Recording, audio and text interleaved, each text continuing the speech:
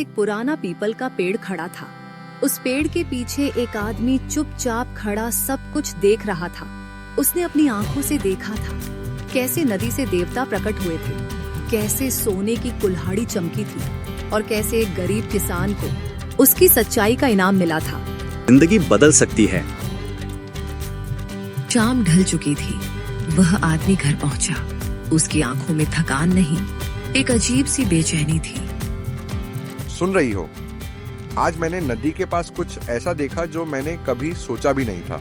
क्या देखा तुमने? तुम्हारी आवाज कांप क्यों रही है? उस आदमी ने पूरी बात बता दी, नदी के बारे में, देवता के बारे में और सोने की कुल्हाड़ी के बारे में।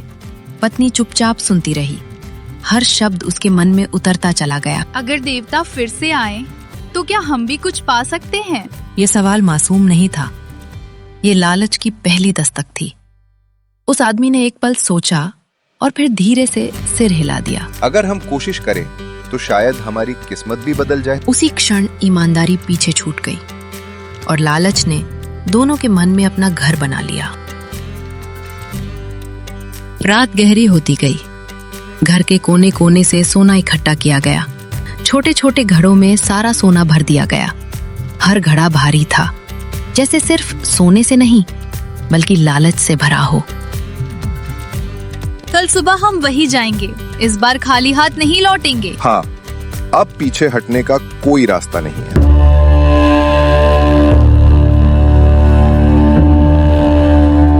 अगली सुबह नदी के किनारे फिर से कदम पड़े। हो चुका था, लेकिन दोनों के चेहरे पर उजाला नहीं था।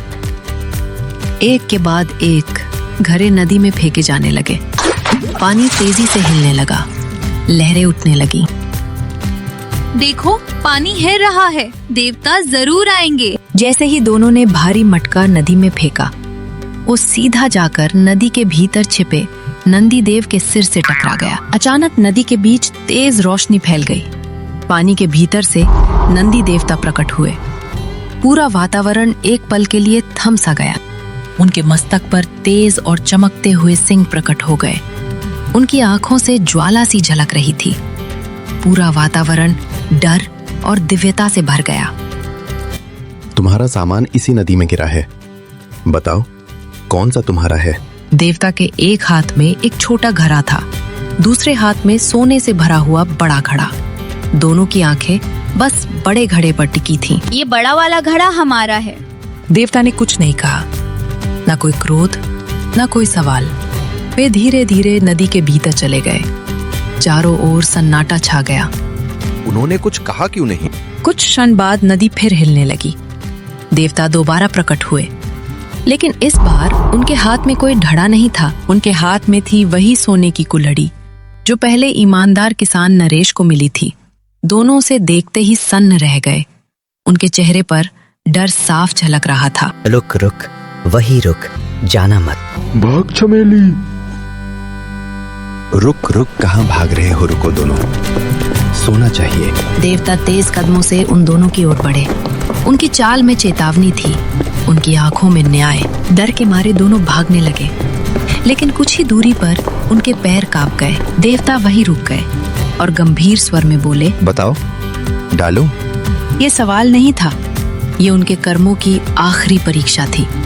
आदमी के हाथ कांपने लगे, उसका सिर झुक गया। नहीं देवता, कृपया हमें क्षमा कर दीजिए। उसकी आवाज टूट रही थी, उसकी आंखों से डर और पश्चाताप बह रहा था।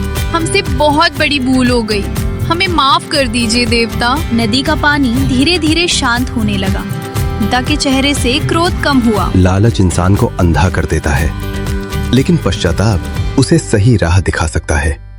देवता ने सोने की कुल्हाड़ी नदी में वापस डाल दी। फिर दोनों को आखिरी बार देखा और बोले, याद रखना, जो संतोष में जीता है वही सच्चा धनी होता है। ये कहते ही नंदी देवता नदी में विलीन हो गए। दोनों वहीं खड़े रह गए, खाली हाथ, लेकिन भारी सीख के साथ। इस कहानी से हमें ये समझ मिलती है कि लालच इंसान को गिरा देता है और क्षमा उसे फिर से इंसान बना देती है।